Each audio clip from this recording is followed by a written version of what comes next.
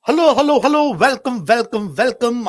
Today, in this episode of Jijo Speaks, I'm going to deal with a kind of a very important part of concern and worry that many have with regards to reading comprehension. That is, what if we have a passage that simply bounces? This could be because maybe the semantics or the language that is used is very difficult to comprehend, or maybe the subject itself is pretty tough, something that we are not comfortable. And I'm sure that that could happen in a lot many times. I'm hoping, of course, that you are doing your reading on a regular basis, reading articles that I suggested before, so that that level of comfort you are gaining in diverse sort of areas. So be that as it may, what we're going to deal with today, ladies and gentlemen, is how to handle bouncer passage. And I'm going to pick one passage, not from Cat. I just picked the passage from another source, but that's okay. I think passages are passages, but still a passage I think that would definitely bounce. That's what I'm guessing. Let's see.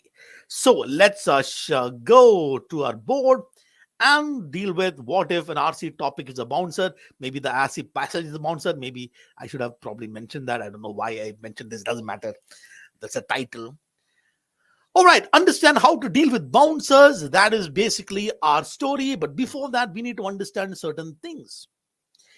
The question is, what makes a reading comprehension passage difficult? Our objective at the end of the day, our objective is to mark answers. Whatever be the passage and whatever be the questions, we are given 4 answer choices A, B, Z, D. Our objective is to pick the answer choice that is correct and hopefully pick one answer choice and hopefully that is correct. Obviously, I need to understand the question that is given to me. To understand the question, I probably will have to understand the passage. But at the end of the day, what makes a passage difficult, it's not really the passage, not even the question. A lot of people say that I have a problem with inference based questions. Not really. The real challenge, and something that we dealt in the previous episode, if you have not watched that, go watch it, where I talked about option traps. The real problem happens with the options. How evil the question setter is, the evilness of the question setter, how evil this person is dealing with how they have created the option. What does the question setter have in control? The passage is written by someone else. Question setter can design a question, but still the real toughness of the passage is going to be with how these options are created. What kind of traps are set? And that is what really makes a passage difficult. So look at it this fashion. Okay, I may have a passage which is easy for me or passage that is difficult for me in terms of reading. I have questions where we really in options, questions is not really question, but options, which are easy to tackle or difficult to tackle. And this is probably an amazing place to be, that I've got easy passage and questions are easy. Life is good, but many of these or options are easy to handle. A lot of this Cat 2017 passages will come in this category. Probably our prime mock 3 of career launcher, the passages probably will be in this category. I think the one that happened a couple of weeks ago, I believe. So that would be probably in this category. At least some of these passages were easy to read, easy to ask questions, right? And then you have these ones, which is like this particular one, difficult passages, difficult questions. The reason why these two are easy to handle is this is something that, for example, the passage itself is difficult. The options are difficult. We'll say that I just did not understand the passage. I'm not understanding the option. It's easy for me to teach this question. I might say that I don't want to do it. Here, the passage is easy, options are easy. Okay, you'll manage it.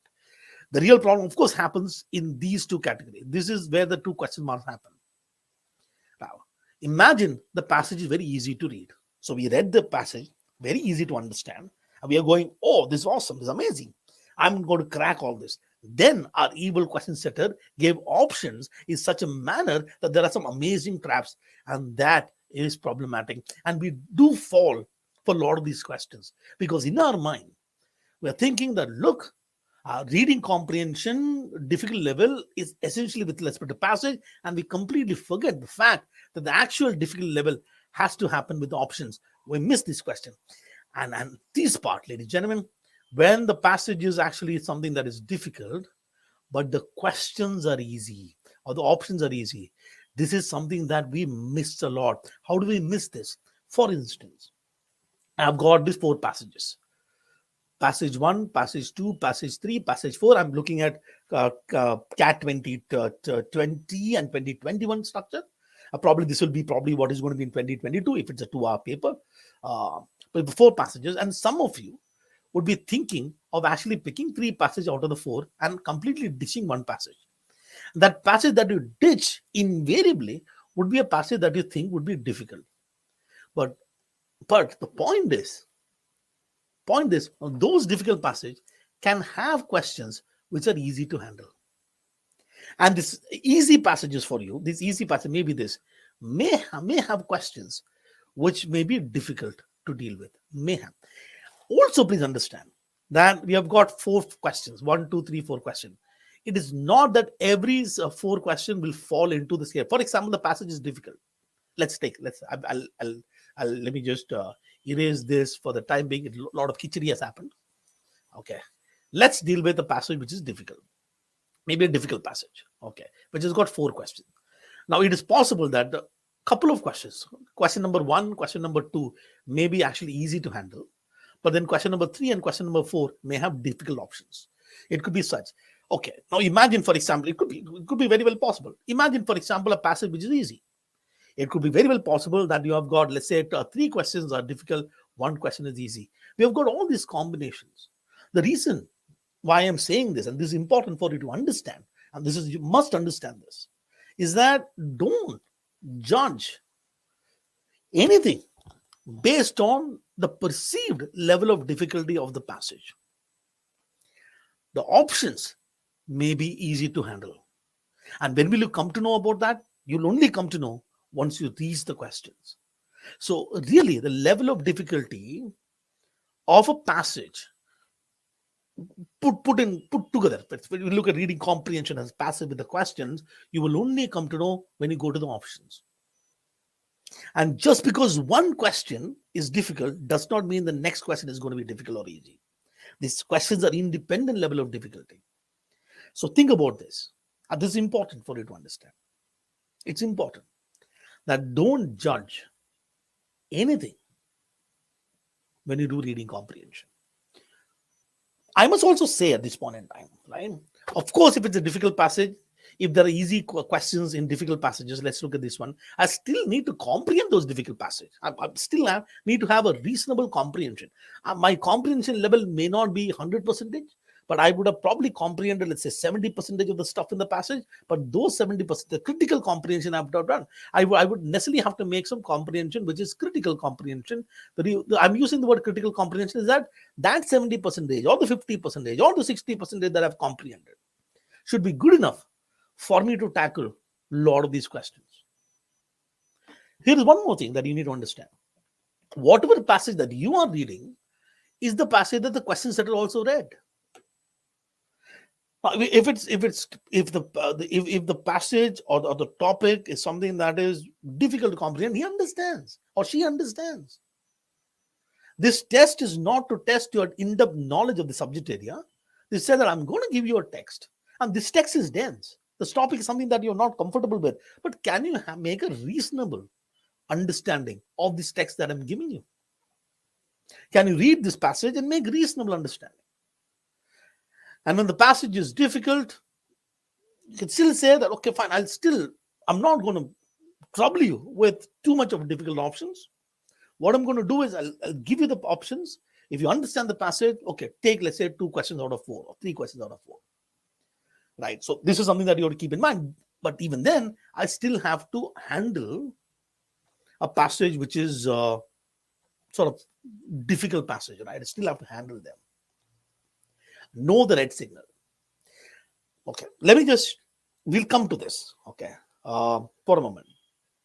When you have, please look at this. You've got a passage and you've got the questions with the options that has been created. All right. So here we have a person who has created the passage, and here we have a person who created the questions and options. These two are very different people, right? The person who created the passage, our author, and then we have our question setter or test maker. I don't know what to call it. I'm just going to call him question setter. That's a real word, question setter. So what? Okay. Now understand this. The person, the author, when he wrote this passage or wrote the article or wrote the book, there are these audiences that the author had in mind. If for example, there are these audiences who's going to read whatever the article that has been written, not us. The original article was written, or original essay or passage was written for an audience. Now that audience could be, for example, if it's a journal, could be peers. If it's, let's say, editorial, would be general public. If it's a book on sociology, maybe it's like teaching students or whatever. So you always have an audience who's reading the passage. In the author's mind, author knows who the audience is. And whoever is the audience, and the author is writing the passage, author does not want to confuse them. He wants to get likes, right? Like and subscribe for the passage that I've written. The author never want to confuse the audience. Now, I may not be the audience or his Indian audience, but who is the audience? The author did not want to confuse. That's important. While on the other hand, we have got this question setter here. Who is the question setter's audience? Very different. The job of a question setter, if you actually think about the person creating the question, 2 lakh people are taking the test. The question setter is concerned with the top 3,000 kids. The question setter does not care about the last, let's say, 50,000 students or 1 lakh students. Does not care. The question setter does not care about it. All that the question setter wants to do is, by creating this test item, the question setter wants to differentiate people. He wants to differentiate us. He is a real evil person here. I mean, he's doing his job, but I think for us, he's an evil guy. And this author is actually our friend. The author never wants to confuse us. So that's why I never understand when somebody says that I'm going to read the question first. Why would I read the question first? Who's your friend? Go meet the friend first. And the way in which you treat this author or the passage, your friend, is like, I want to skim read. Why? He's your friend. We are concerned. Our whole concern is to how to attack this person. And when we read a text, we read in the manner, I want to attack them. I want to attack this author. You're not attacking the author. We have to understand who are I. We have to attack the question setter, ladies and gentlemen. That's whom we have to attack. So when I'm reading the passage, I have to be that audience, or behave like the audience who the author intended to write. I have to be that audience when I'm reading this passage. Okay, when I've got a passage in front of me, first of all, while this passage was not chosen by me, somebody forced me to read this particular passage. But at that moment, when I'm starting to read the passage, in my mind, I have to consider myself, the author wants to speak to me. I'm going to learn something from here. That, ladies and gentlemen, that must be your attitude. Very important. Okay. Another thing that you have to understand is that here every person will have some agenda. कुछ तो agenda होगा ना यार. They would have written a passage. क्यों लिखा होगा यार? For some reason. कुछ तो reason होगा.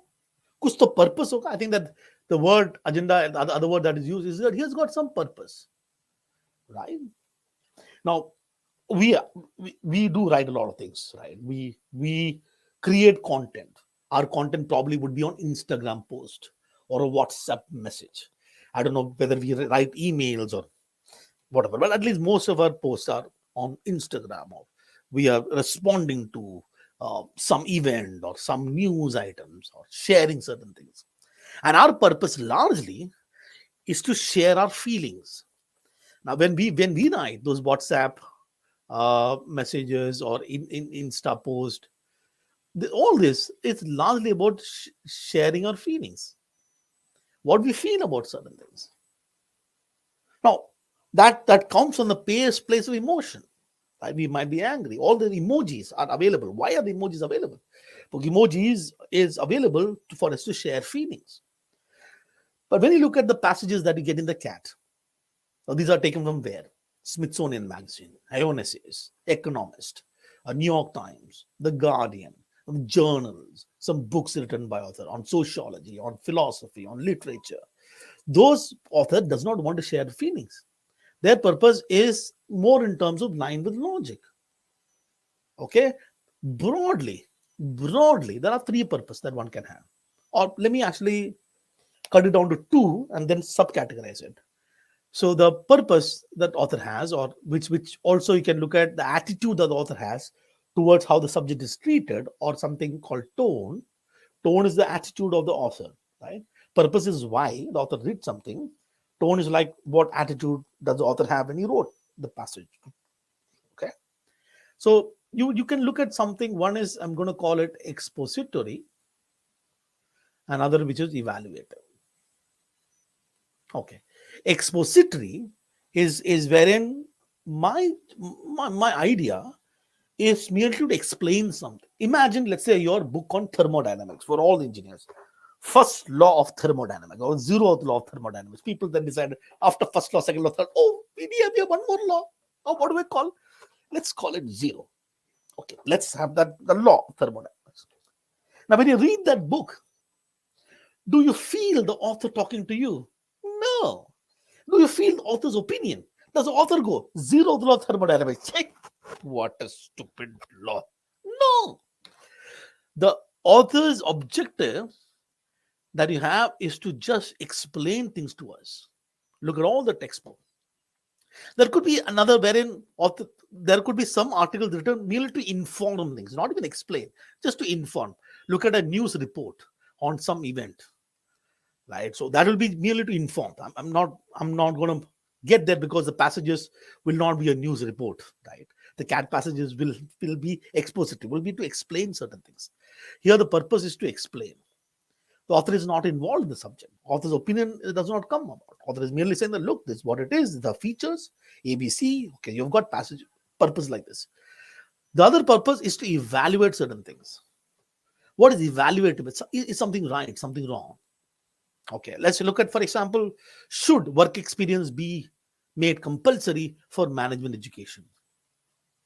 If I pose that question to you, you're evaluating that work experience, whether work experience is necessary for an MBA. You're evaluating.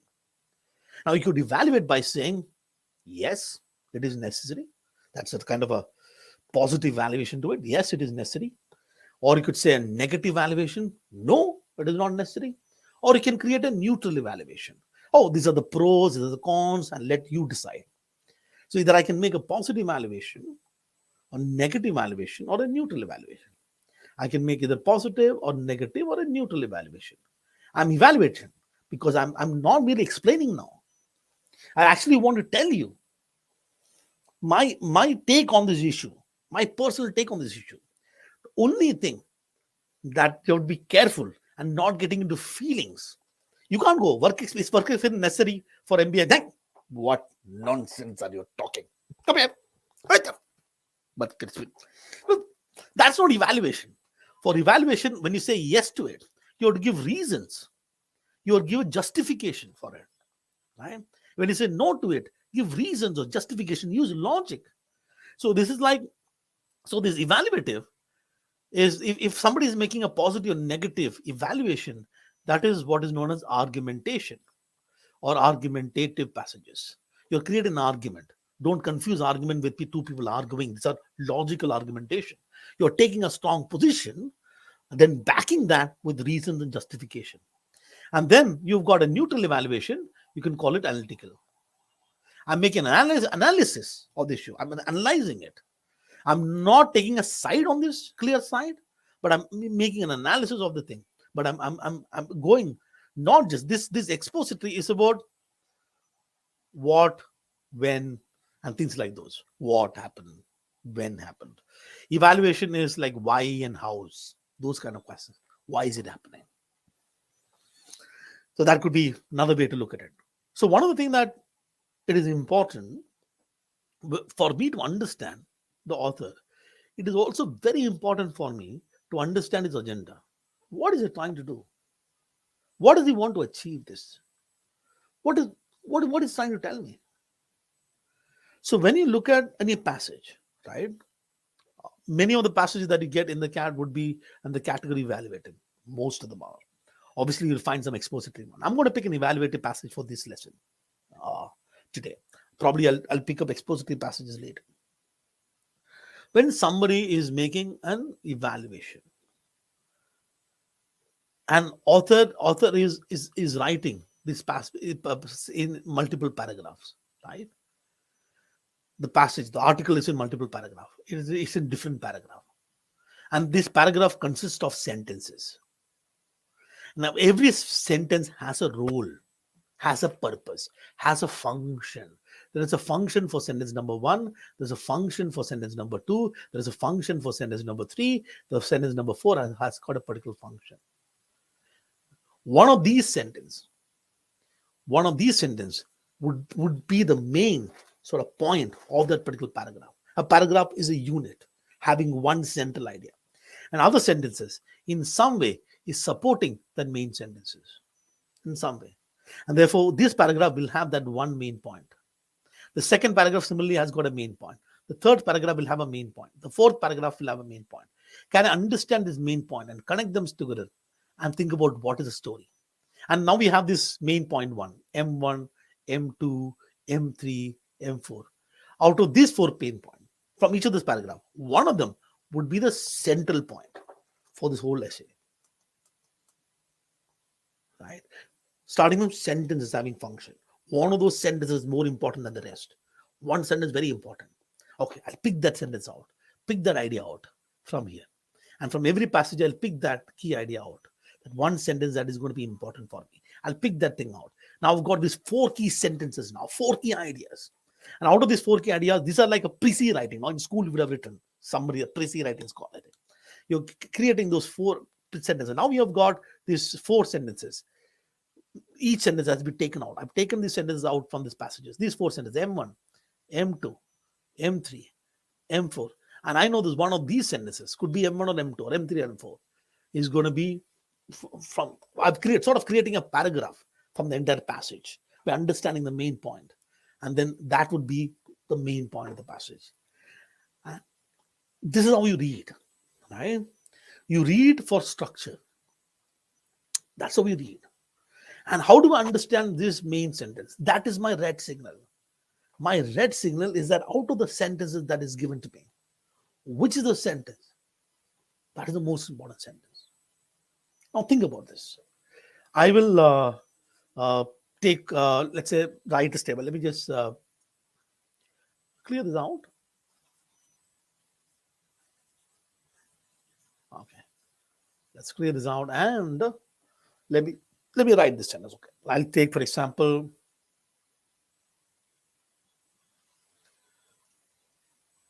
alcohol should be banned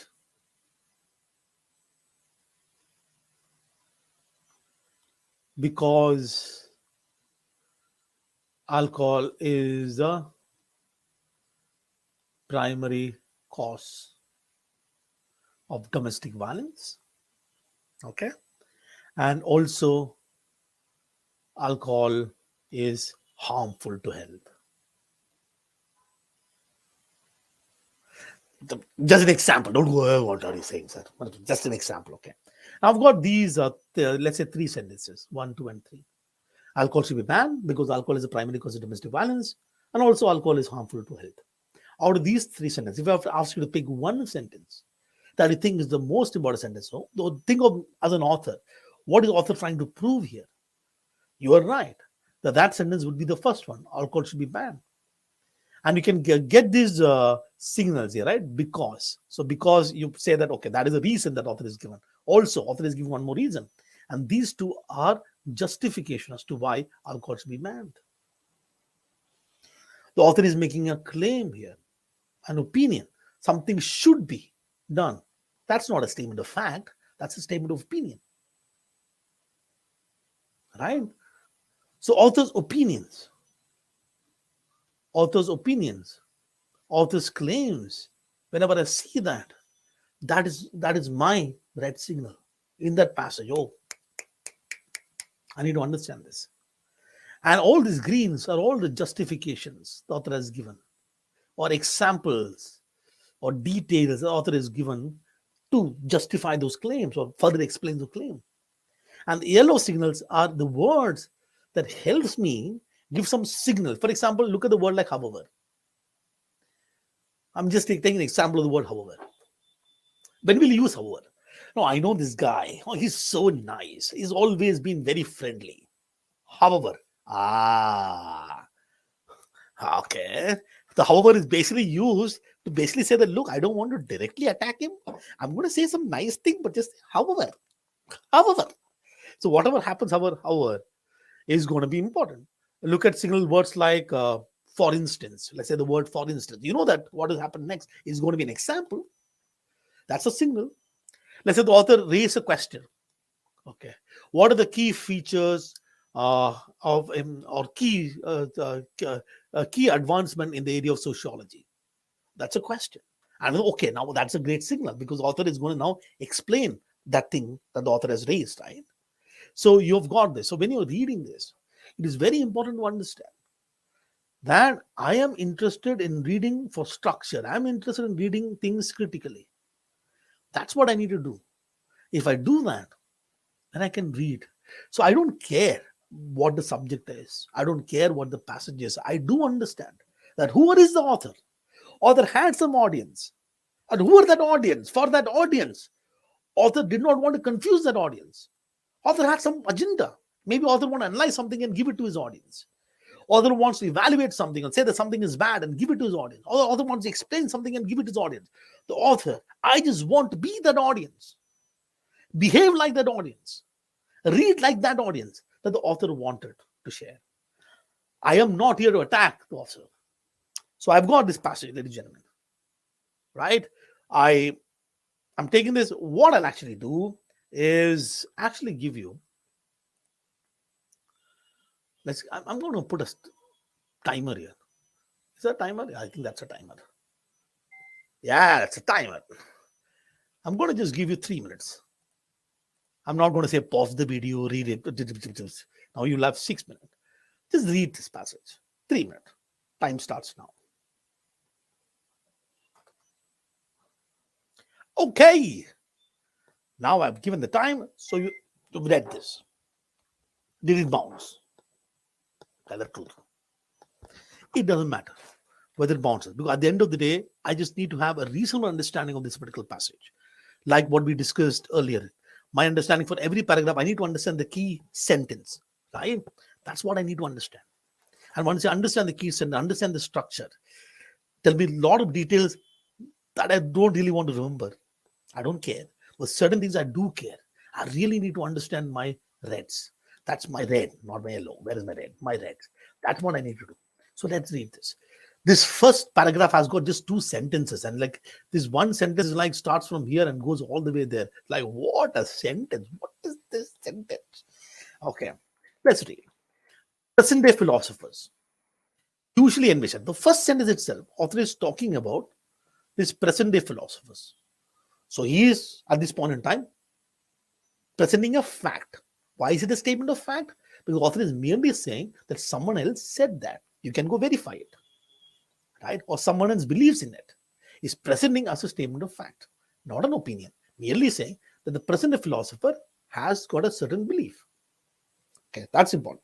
Usually envision their discipline, which obviously would be philosophy, as an endeavor that has been since antiquity.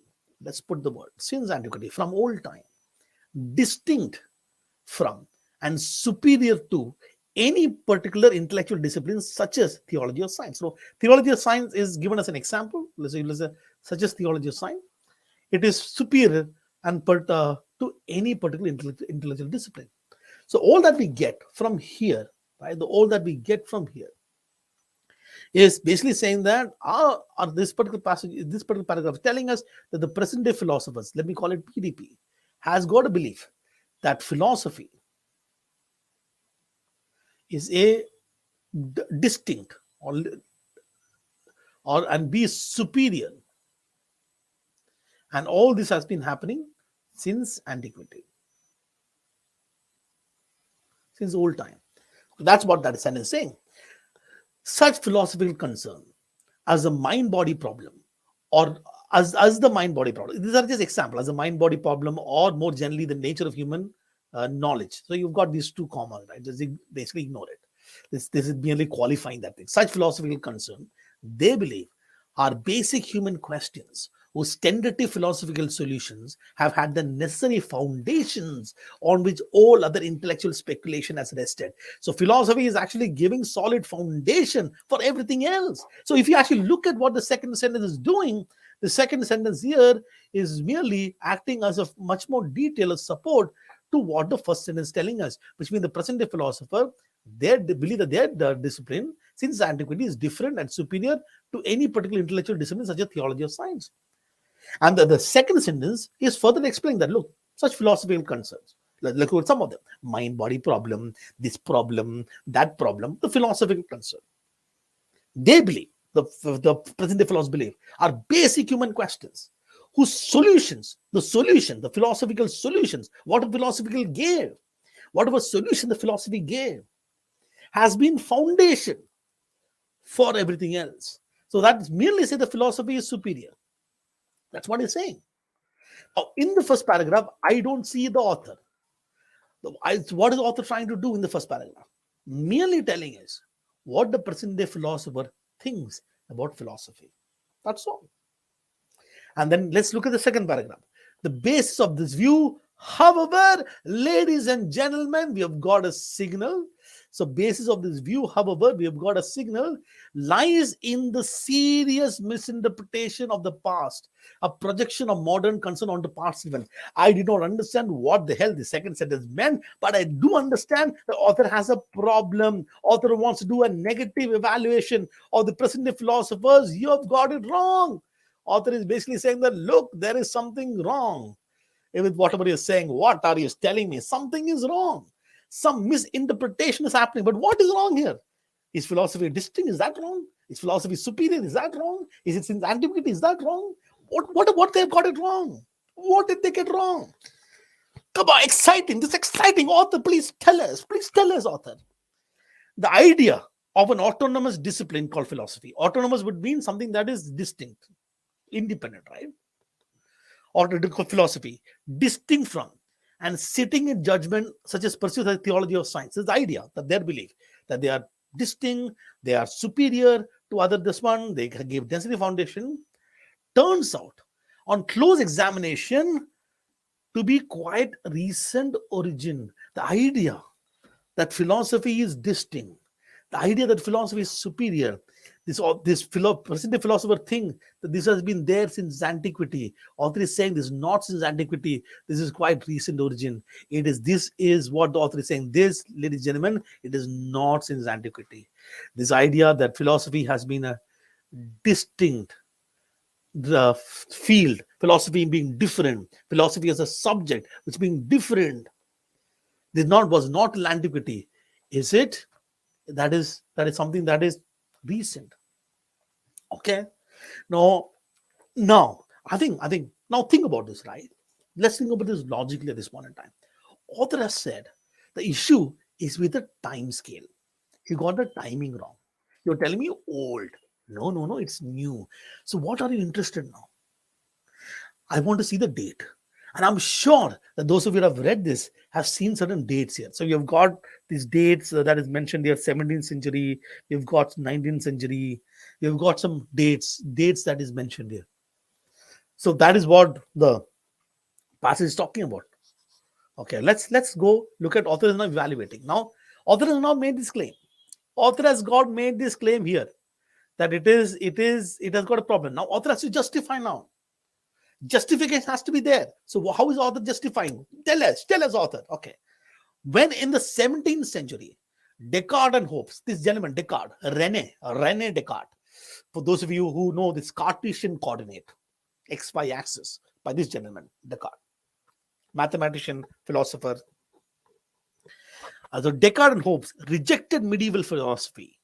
They did not think of themselves as modern philosophers do, as proposing a new and better philosophy. So author is saying that in 17th century, let's look at the date here. Let's get the timeline. In the 17th century, Descartes and Hobbes rejected philosophy. They did not think of themselves proposing a new and better philosophy. So they were not proposing anything new. But as modern philosophers do, but modern philosophers think that they were actually proposing something new. But no, these modern philosophers, present day philosophers, are PDPs. You're getting it wrong. Descartes and Hobbes were not presenting anything new. Come here, I will tell you. Come now, come to Papa. Come, I will tell you. But rather furthering the warfare between science and theology. Their fight was different. Theology, theo, God, logy, study. So theology is religion, right? So you can loosely think of religion. They were fighting between science and theology. Their fight was not with philosophy. They are fighting with science and theology. Warfare between science and theology. They were fighting, albeit discreetly, to open the intellectual world to a new science and to liberate intellectual life from ecclesiastical philosophy.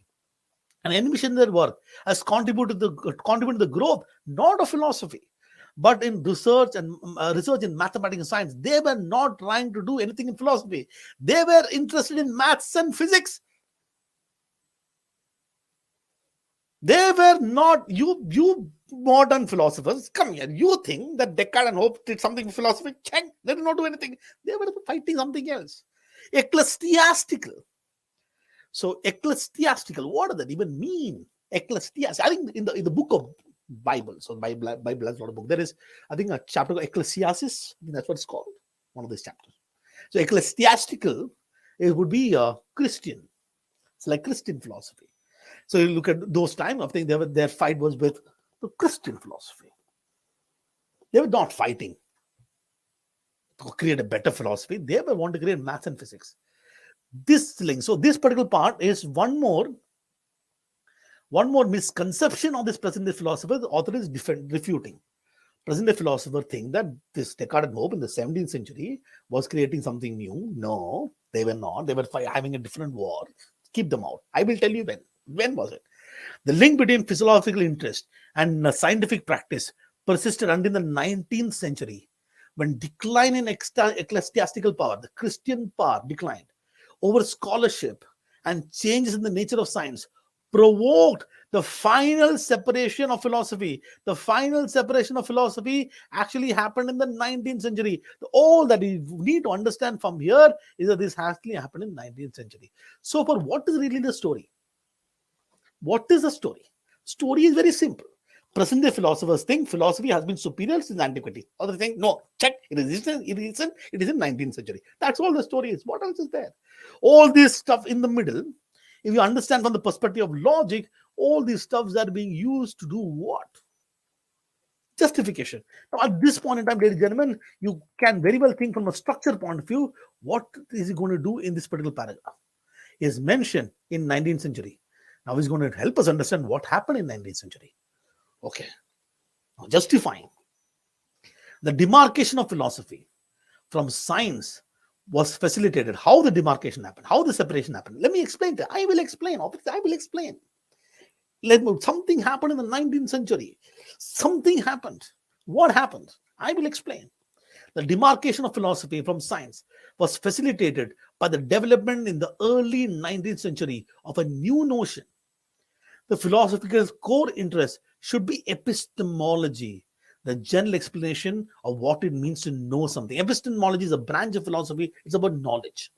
Philosophy has got sort of 5 branches, I think, broadly. One is metaphysics, right? The thing that you think philosophy, when you think philosophy, what you think about philosophy, that is metaphysics, beyond the physics.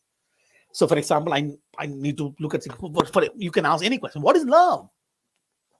What is the nature of love? Is there such a thing called unconditional love? What is disease? What is disease? What is health? What is health? Is it absence of disease? Is that health? Or the positive well-being? Is that health?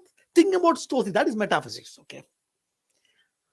Then there is, after a certain point in time, like he's saying, the core interest of metaphysics is removed, and then came epistemology. What are these people? I think that who does your friends? Some of you have done MS abroad, right?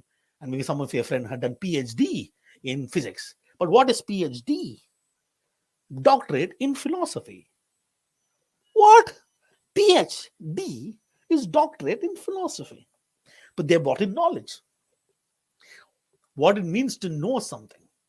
Epistemology. That's the second point. Third is logic. Logic is part of philosophy.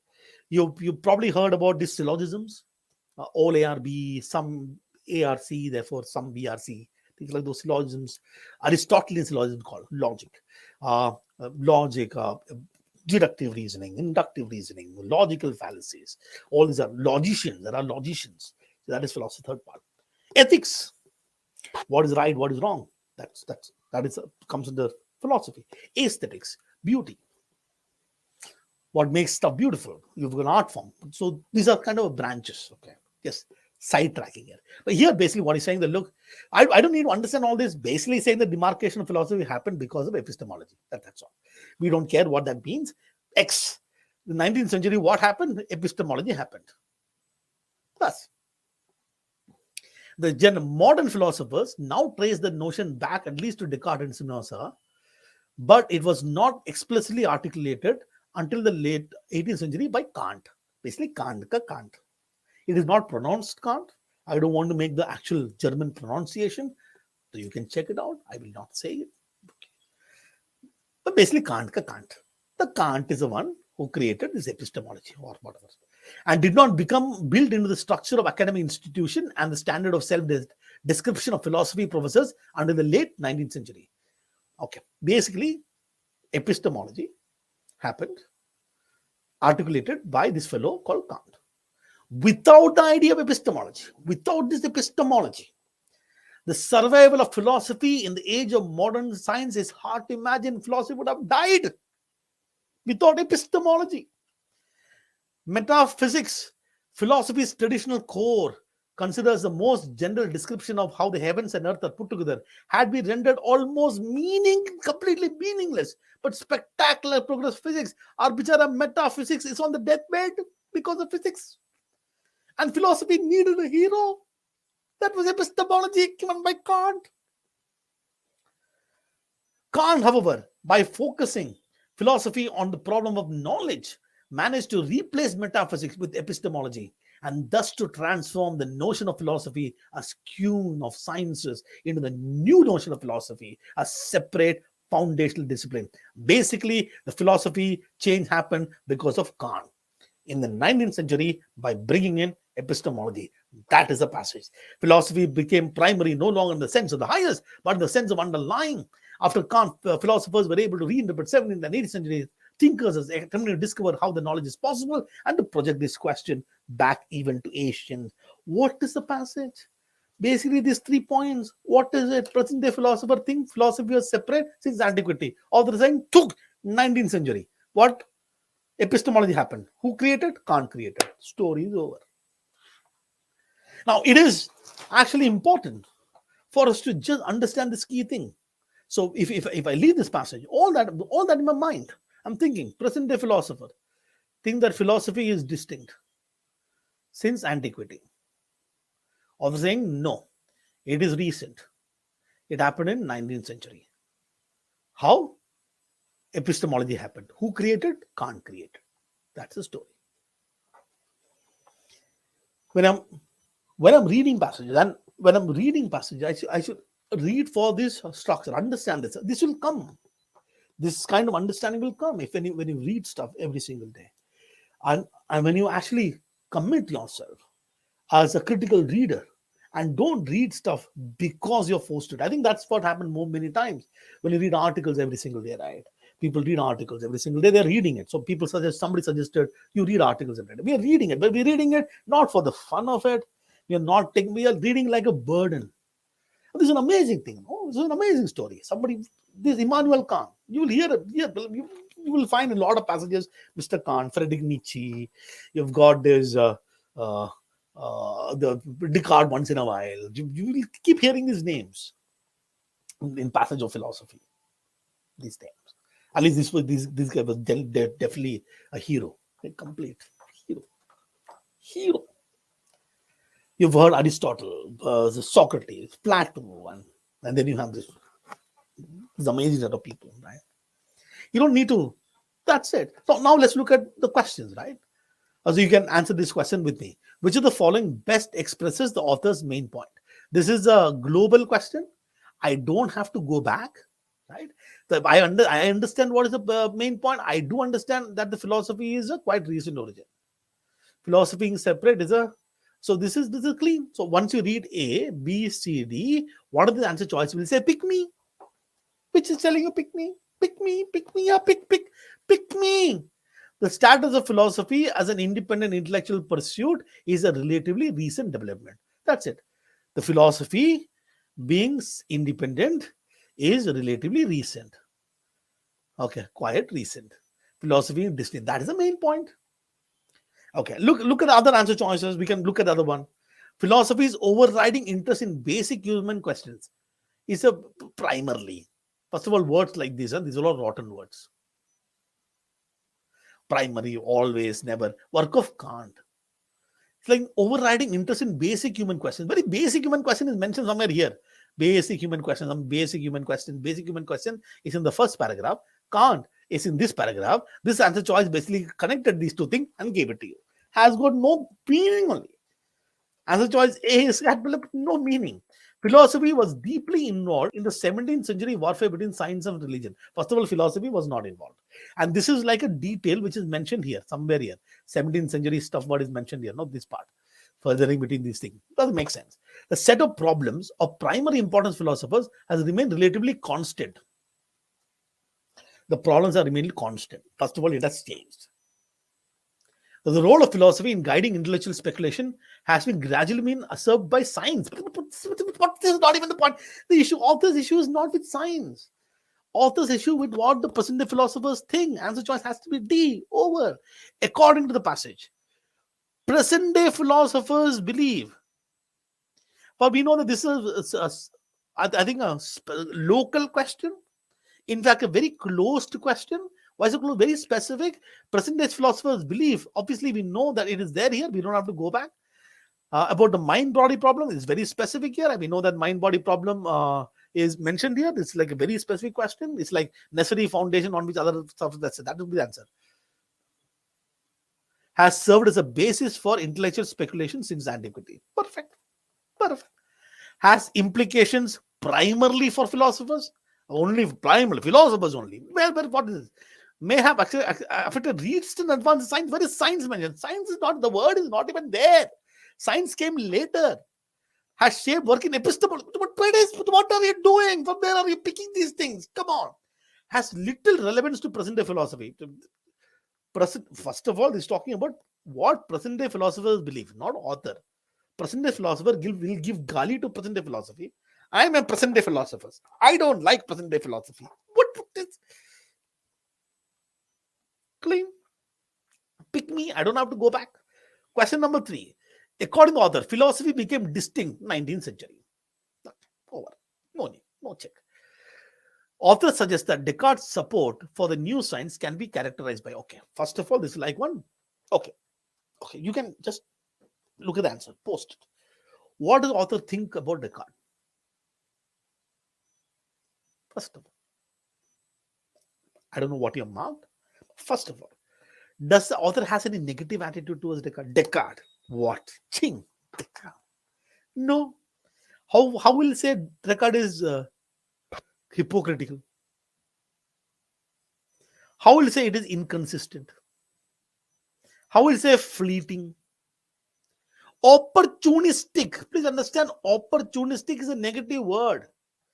Don't look at, I think a lot of people would have looked at this and say opportunistic means something who exploiting opportunity, usually in a negative sense. These are not people taking opportunities in a positive sense. Opportunistic, you can check that out. It's always a negative. Strong but prudent. This makes sense. First of all, this makes a lot of sense. Descartes' support for new science can be characterized as strong support. No, Descartes had very strong support. So he's like they were fighting, of course, albeit discreetly, not a direct flight, discreet flight, discreet side say, prudent, practical.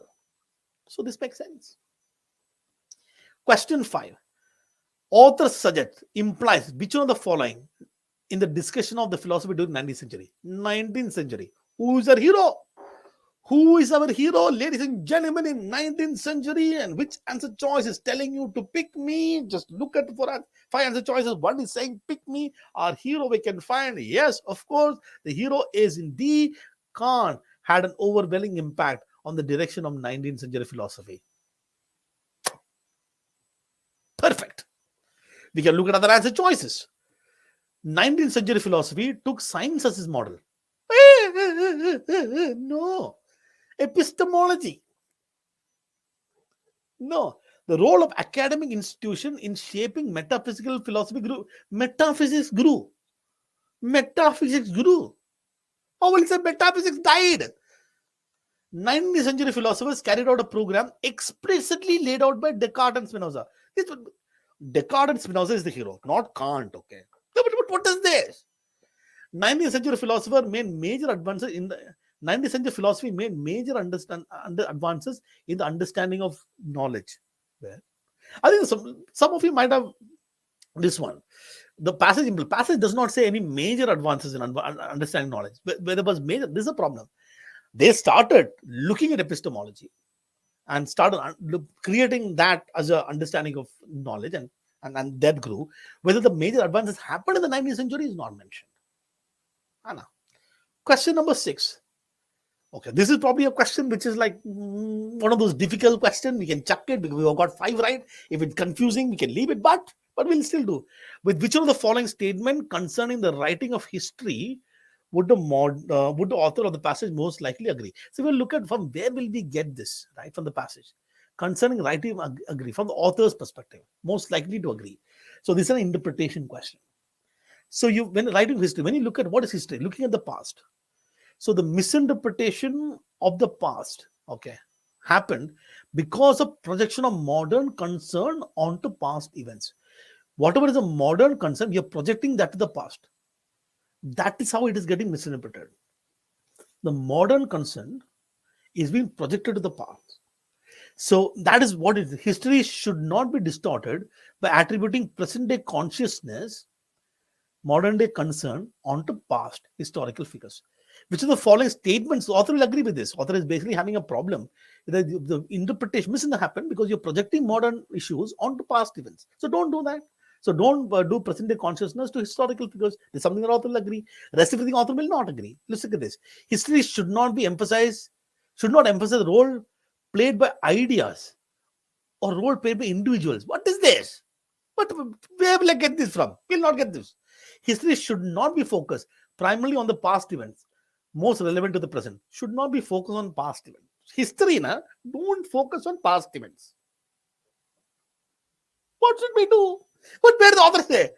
Most relevant to history should be concerned with describing those aspects of the past that differ most from those from present event. Not mentioned. History should be examined from the lessons it can provide understanding current problems. No. Please don't. Only thing that we know is that misinterpretation of the past. Don't project your bloody modern concern onto the past. The only thing that is aligned is don't attribute present day consciousness, modern concern onto historical figures, on the past events. The primary function of the passage. What is the passage trying to do? Absolutely, ladies and gentlemen, passage is trying to correct an erroneous belief by describing its origins. When it started, 19th century started. Comparing two competing models. Where are the two competing models? It is not an analysis. Author is not analyzing any theory. Here, author is evaluative. In the sense, argumentative. Present new evidence. Author is not supporting this. Present new evidence for a theory. That's like supporting a theory. What theory is author supporting? Resolving a wrong standing. What controversy is author is inventing? It's D. So, ladies and gentlemen, I am absolutely certain that we can answer all these questions easily. But the key crux of this was, I think that you could have answered this question, most of them, without even going back to the passage, which has to happen. That's the key. The key of reading, ladies and gentlemen, is to understand this idea, that function of sentences, the role of sentences, and that will definitely help you. And treat your author with respect, not the question setter. We'll treat author with respect. And be the audience that the author want you to be. And life is good. All right, ladies and gentlemen, do let me know on the comment box if you have any specific topic, any issues, anything that you want to discuss on the subject that I just, on this passage that I did. Please do subscribe, ladies and gentlemen, to our channel, and this will be sort of amazing content we are providing. I think that GP is here, ARCS is here, Ravi Teja is there, I'm there. On weekly basis, we are coming and providing amazing content. Don't miss out any of these. So do subscribe to the channel. Yeah, let me know if you need more such sessions.